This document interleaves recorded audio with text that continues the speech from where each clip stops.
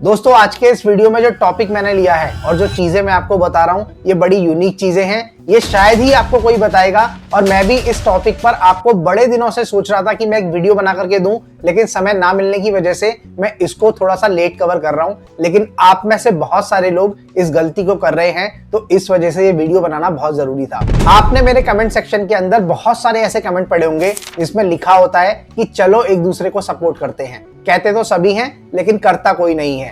Thanks for 100 subscriber, keep supporting me. इस type के comments आपने बहुत सारे पढ़े होंगे और आप में से भी कुछ लोग ऐसे ही कमेंट करते हैं। अब आखिर इन कमेंट्स का मतलब क्या होता है? यानी कि इन कमेंट्स को पढ़ने से, इनको करने से, इनको रिप्लाई करने से आपको एक ऐसी चीज मिलती है, यानी कि सब फॉर सब, जिसे बोला जाता है कि सब्सक्राइबर के बदले में सब्सक्राइबर। आप में से काफी लोग इसको समझते हैं और इसीलिए वो लोग करते हैं। यानी कि जब यहां से आप किसी को सब्सक्राइब करते हैं तो आप बदले में चाहते हैं कि वो भी आपको सब्सक्राइब करे और इस तरीके से आपके सब फॉर सब हो जाते हैं। यानी कि आपने उनको सब्सक्राइब किया और उन्होंने आपको सब्सक्राइब किया। तो आखिर ऐसा करने से क्या होता है और इससे आपके चैनल पर क्या इंपैक्ट पड़ता है, आइए जानते हैं आज के इस वीडियो में। वीडियो पसंद आए तो वीडियो को लाइक करके चैनल को सब्सक्राइब जरूर कर दीजिएगा, क्योंकि मैं इसी तरीके का कंटेंट आपके लिए बनाता रहता हूं।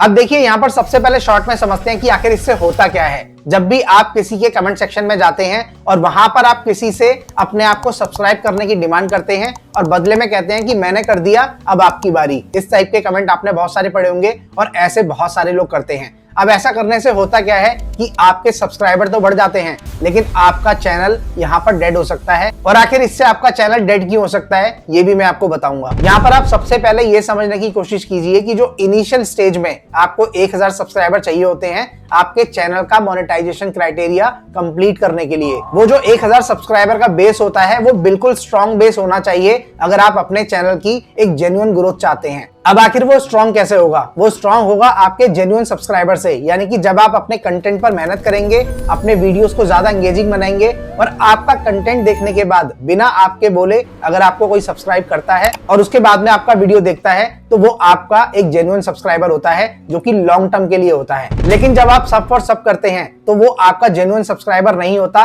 वो केवल आपके सब्सक्राइबर का काउंट बढ़ाने के लिए होता है। लेकिन टू बी वेरी फ्रैंक, वो आपके वीडियोस को नहीं देखता है और ना ही आप उनके वीडियोस को देखते हैं। तो इसी वजह से वो आपका एक जेन्युइन सब्सक्राइबर नहीं होता, वो केवल आपके सब्सक्राइबर का काउंट बढ़ाने के लिए किया जाता है। और ऐसा करने से आप अपने चैनल का जो बेस है उसको थोड़ा सा लूज कर देते हैं। और अगर आप ऐसा करते चले जाते हैं, यानी कि आपने 1000 सब्सक्राइबर के अंदर से मान के चलिए 700-800 कुछ ऐसे ही सब्सक्राइबर अपने चैनल पर बढ़ा लिए जो कि आपने सब फॉर सब के थ्रू बढ़ाए हैं, तो आपके जेन्युइन सब्सक्राइबर केवल 300 हुए। यानी कि आपने 700 बढ़वाए और 300 आपके खुद से आए। तो अगर आप इस तरीके का चैनल बेस तैयार कर लेते हैं तो उस कंडीशन में आपका चैनल जल्दी ग्रो नहीं करता है, क्योंकि आपके जो वीडियो देखने वाले सब्सक्राइबर हैं वो केवल 300 हैं 1000 में से। तो आप ये मान के चलिए कि ऐसा करने से आप अपने चैनल को खुद से खोखला करते हैं। तो ऐसा आपको नहीं करना है। यहाँ पर मैं ये बिल्कुल नहीं कह रहा हूं कि आपको ये बिल्कुल भी नहीं करना है या फिर ऐसा करने से आपको कोई स्ट्राइक पड़ सकती है या फिर आपका चैनल पूरी तरह से डेड हो सकता है। लेकिन आप ये चीज कम से कम करने के बारे में सोचिए और आप ये सोचिए कि आपको जो 1000 सब्सक्राइबर स्टार्टिंग में करने हैं, अगर वो खुद से आते हैं, अपने आप आते हैं, तो डेफिनेटली आपके चैनल का एक बेहतरीन बेस बनता है, जिससे आपका चैनल आगे चलकर ग्रो भी अच्छे से करता है। और अगर YouTube पर आने के बाद आप केवल ये सोच के बैठे हैं कि आपको किसी भी तरीके से केवल 1000 सब्सक्राइबर कंप्लीट कर लेने हैं, आपको 4000 घंटे का वॉच टाइम कंप्लीट कर लेना है, और अगर आप शॉर्ट डाल रहे हैं तो आपको किसी भी तरीके से 10 मिलियन व्यूज के साथ साथ 1000 सब्सक्राइबर कंप्लीट करने हैं, तो आपका चैनल मोनेटाइज हो जाएगा, डेफिनेटली हो जाएगा, क्योंकि आपका काउंट 1000 सब्सक्राइबर का पूरा हो गया है। लेकिन ऐसे मोनेटाइजेशन से आपको इनकम जनरेट नहीं होगी, ये आप मान के चलिए। ये मैंने लाइव देखा है, मेरे पास बहुत सारे ऐसे एग्जांपल हैं जिनके चैनल मोनेटाइज भी हैं, लेकिन वो ज्यादा अच्छी इनकम नहीं कर पाते। ज्यादा अच्छी इनकम का मतलब यहाँ पर सीधा 50,000 से लेकर 1 लाख रुपए तक की इनकम के बारे में मैं नहीं कह रहा हूँ, लेकिन वो 2 से 3,000 रुपए भी महीने के नहीं कमा पाते। अगर आप यहाँ पर इस तरीके से अपना बेस बनाते हैं और आपको व्यूज भी कम मिलते हैं, तो उस कंडीशन में आप 2 से 3,000 रुपए भी ठीक से नहीं कमा पाएंगे। तो आपको सब फॉर सब वाली गलती बिल्कुल भी नहीं करनी है। अगर आप थोड़ा बहुत करते हैं तो चलता है। तो यहाँ पर मैं आपसे यही रिक्वेस्ट करना चाहूंगा कि इस रेशियो को आप ज्यादा ना बढ़ाएं, यानी कि 300 और 700 का रेशियो ना रखें।